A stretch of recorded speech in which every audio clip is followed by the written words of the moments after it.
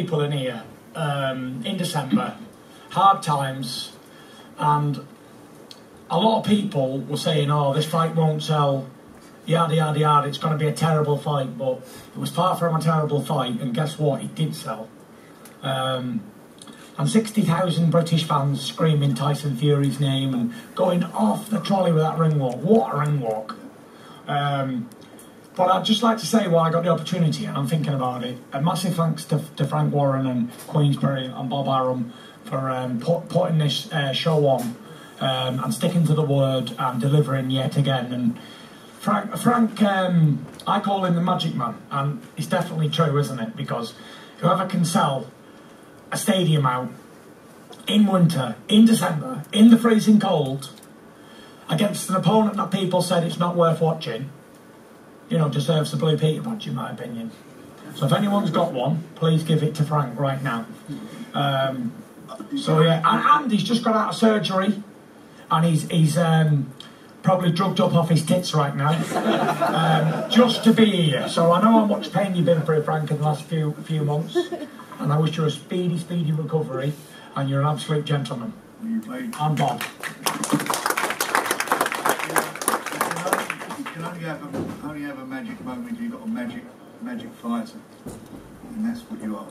You know, it's unbelievable. When Bob been in the business longer than me. As long as I've been in this business, I have never been involved with a fighter with so much charisma.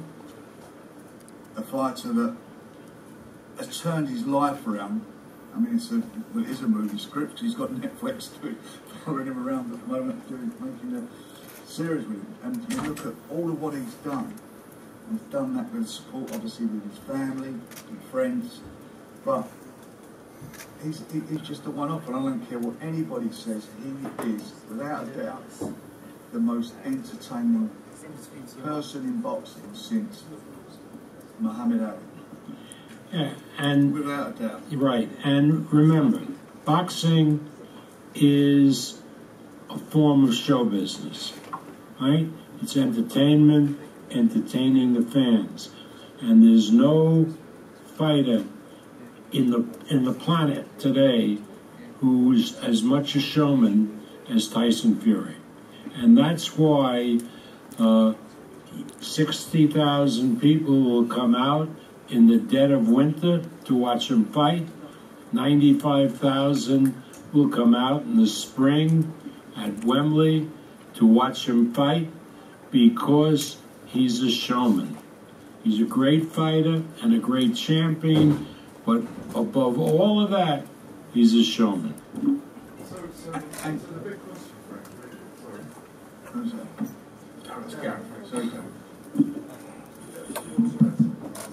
Yeah, I was just going to say, you know, we talk about where Tyson's done and where he's come from and what he's done. At the end of the night, everybody stayed. They didn't all go home. They were there. They were listening to the stuff going on between Alexander Usyk and also Joe Joyce. They stayed and they were happy and they were cheering. That is what happened tonight. And you got all this negativity that was surrounding the show, coming up to it, and some of these people were saying, you know, the tickets are not being sold. I don't know, what do they think these people got in here? You know, go and ask Ticketmaster. They're the people who are in charge of selling the tickets. They're the ones we've done the deal with for the tickets. They sold them. It's phenomenal. You know, Bob's put on some of the biggest shows in boxing ever. And I've put on some big shows over here, and you know, some very big shows, but nothing like this. There's never been a take-up like this. This is just amazing, and it's down to a man who's got the most unbelievable personality, and all the other stuff I've said. Obviously the fans love him. This is a man who's had 3 books at #1, isn't it? Yeah. 3 books at #1.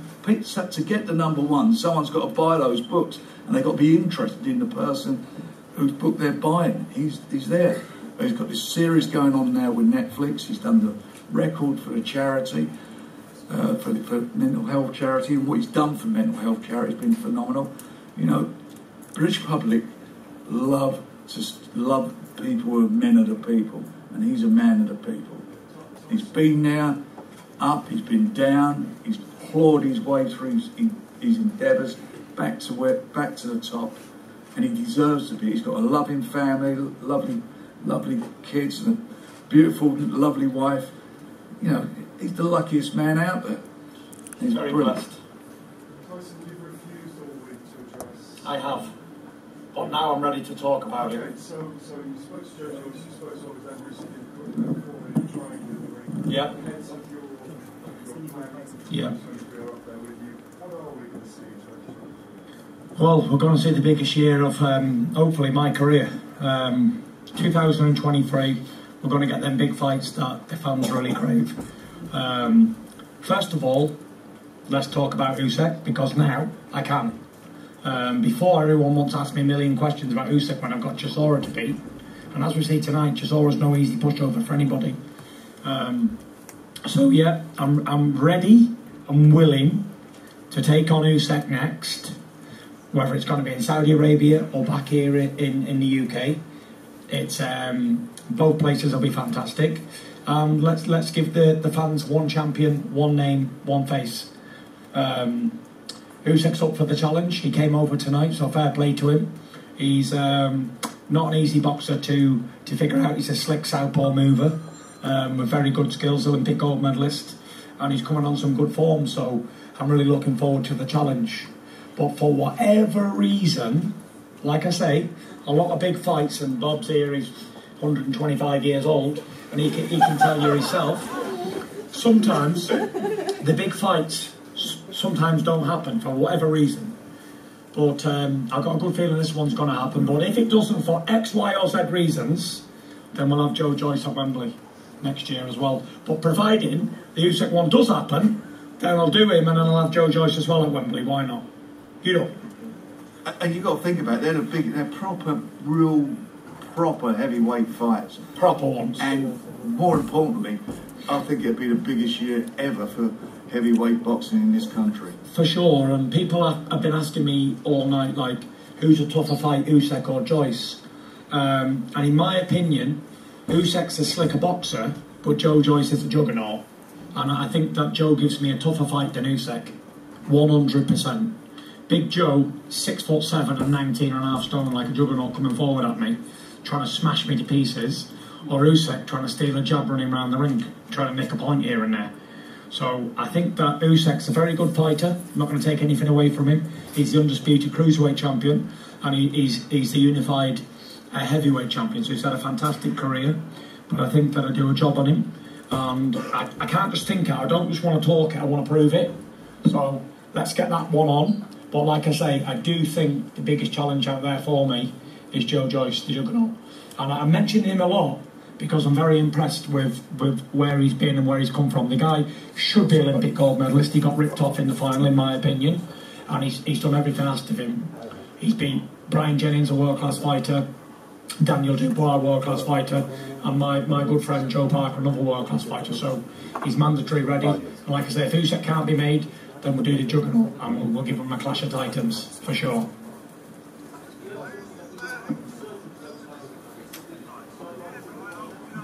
We'll see. I'm not a doctor. I don't know, but from where I am now, I feel great. You know what I mean? I hope that I don't have anything to mess up anything. But yeah, looking forward to a massive 23 starting. I hear all this talk of big money in Saudi Arabia. I even spoke to Prince Khalid. He might even be here somewhere. I don't know where he is.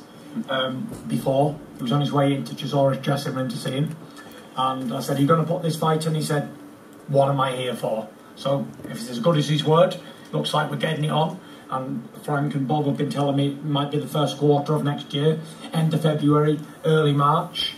Yeah, so let's do it. I'm willing. Usyk looks like he's willing.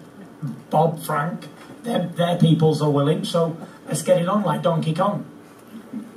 I said you have to stand by your side all week with your family, away from all the cameras and all the frames and everything. It's so important to share these moments, and you'll be able to look back in 20, 30 years. Yeah. I had you right by my side. Just a word to them, because I know it's special to you. Yeah, I've had the kids here for the first time. I think they've been to one other fight, the comebacks effort, But it's not really boxing. Professional boxing is not really a place for kids, in my opinion. And since they've got a little bit older, my daughter's 13 and Princess 11, and I'm coming to the end of my career. Whatever I've got left, 2-3 fights left, I wanted them to experience it as well. So it's been good. It's been good to have him in the camp. What was it like fighting about 3-2 pounds? To be honest, it was. While I was walking, I was thinking, "Fuck me, this is cold." And then when I was in the ring, it was freezing. But then when I got fighting a few rounds in, you don't really feel the cold. The adrenaline's pumping, and it was. I didn't feel cold. There was a little bit where I was like, "Oh, this is good, Derek, I'm freezing." But apart from that, it was all good. Any more questions?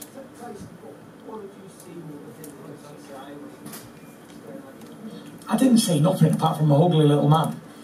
And that's what I seen. But good looks don't win world titles, do they?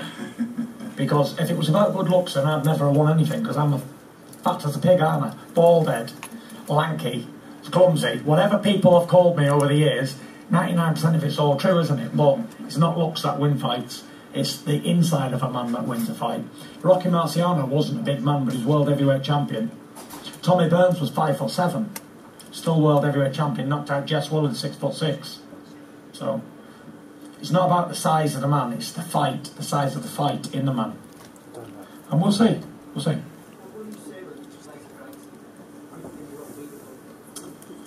Listen, we're only blood and bone. I'm only here through the grace of God, and I train hard and I dedicate myself to this game. I only started taking this game serious when I got to about 30. Before then, it was all fun and games. It was just like I was able to box people and beat them with natural ability. But now I've got Sugar Hill with me, and I've got my nutrition team and strength conditioning guys. I think we're moving on to the next level, and the 10 rounds that I got tonight were very, very valuable to me to take me into the next year for sure. So, well, hold on a minute, Gareth. Can you finish your question? You're jumping in the queue, Mosh. Yeah. Don't forget, I retired back in April, and I really meant it hand on heart. Frank was trying to come to me with exhibition fights, Frank, wasn't we? And I just said I don't want to box anymore. And I had 4 months of that, living at home with Paris and the kids and the dog and all that sort of stuff, the normal family life. And I suppose when you've been in the spotlight like I have, and been heavyweight champion for so long, and been boxing your whole life nearly, it's very difficult to live a normal life. And I always said, I just want to live a normal life, just leave me alone in Morecambe Bay driving my old Passat round. But when I think about it, I'm anything but normal. I'm an abnormal load. So I have to, this is what I do. This is who I am. And this is what has defined me as a person. And if it wasn't, then I wouldn't be here. I wouldn't be winning fights. I wouldn't have won 34 fights in a row with 24 knockouts. You know. And there we are. I'm an entertainer. It's what I love. My dad had a good point recently. He said, Tyson is like Frankenstein's monster. He thrives on energy of the crowd and the people. A bit like the old gladiators from the Roman theatres and stuff to the crowd. That's me. I come alive. I come alive and I sap it all up like a sponge. And it makes me feel like I want to be alive. I love this. I'm living on the edge of my seat. It's the only thing that I can do that gives me happiness, sadness, scared, nerves. And I said to the boys, like, in the changing room, I really, really love where I am. Like, this is my comfort zone. I'm like, what? Be 60,000 people screaming your name and you got to go fight one-on-one with somebody. I said, yes, that's where I thrive. That's my life. That's what I live for.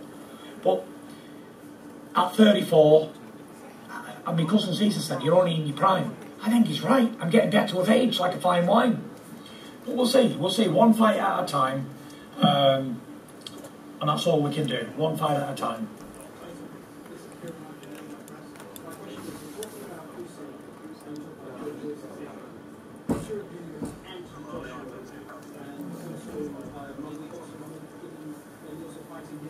Nita.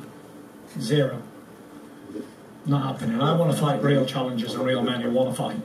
Usyk come here tonight to do a fight, ringside, stood there, got in my face, he wants to fight. Of all the years, we live in the same country. Has anyone ever seen AJ do that to me? Get in your face at a fight and say, let's get it on like Donkey Kong? No. We wasted 6 weeks on that. And even Big Joe thought he was going to join the party. Well, he get up, Big Joe. So he joined, gate crashed that party. He went, I want a piece of this. I said, right, let's just have a Royal Rumble then.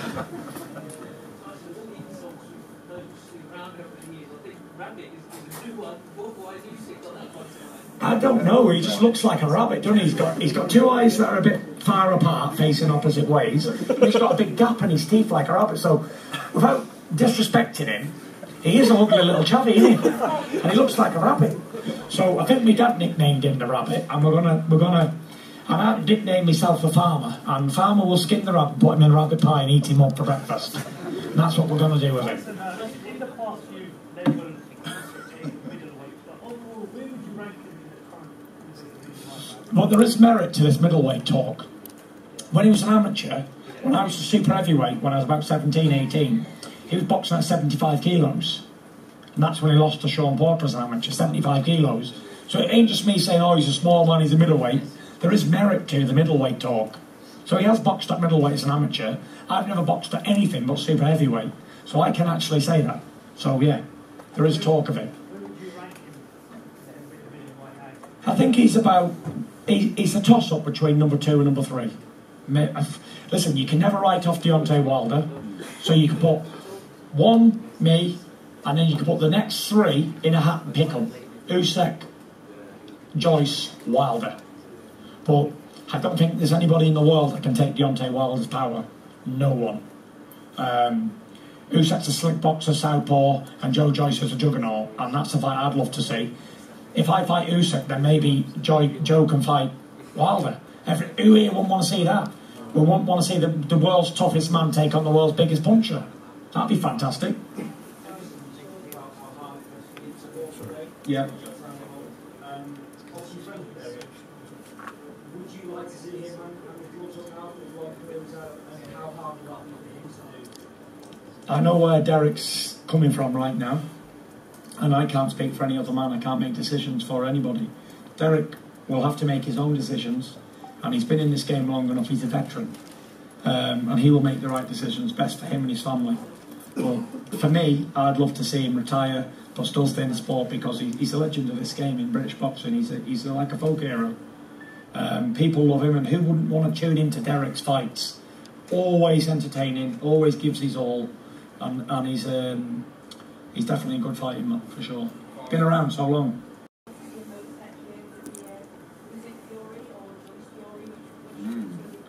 Which one would I like to see?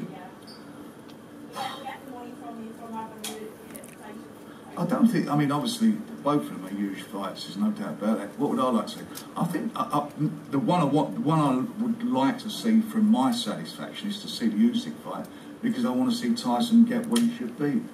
Officially, I believe he is the best heavyweight in the world. He is, in my opinion. So he gets that. But I'd also love to see the Joe Joyce fight, because of the styles. I mean, it will be something special. So, you know, get them both on. If Tyson wants to do that, we get them both on, we get them on. You know. Hopefully, in the first 6 months, we can get both. Yeah, yeah. But that's, again, that's up to Tyson. He's the guy who's getting in there, and he's got to be right, he's got to be comfortable with everything, and providing he's comfortable, then we'll get him on. And I've got Get to me tell you in there. I'm like a high-paid escort. Show me the money. Let's roll. Let's rock and roll. Innit, Bob?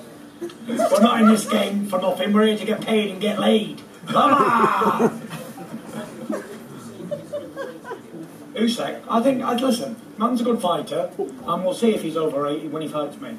That's all I can say about him. you know you're not Look, going to take let me say something about Usyk, and don't forget it, Tyson. He's a Ukrainian. Ukrainians fight like nobody else in the world. People didn't give them a chance against Russia. So much bigger country, and they knocked the crap, and they're knocking the crap out of Russia. Don't bet against the Ukrainian. He is, I think Tyson wins that fight, but Usyk is going to give him everything that he has. Right, Tyson, well done tonight. You were brilliant. It's a pleasure to be alive. Thank you. Derek Chisora, always there, wasn't he? Absolute warrior. Now, Yeah. I'm hearing everyone say Usyk, Joshua, all these names, they're all different obstacles to go. Yeah. All obviously here, all in the world, possible to face all the time. Would you require to everyone listening around the world? You know, life's a tough thing. You take it for granted that you can lose it quite quickly. For me, my life, I struggle in all the time, but I set short-term goals, and I don't mean massive goals, but short-term, like day-to-day things. And I just take one day at a time, and I'm very happy to be alive and well. And if there is anybody out there, which I know there's a lot of people suffering, and it ain't always going to be like that.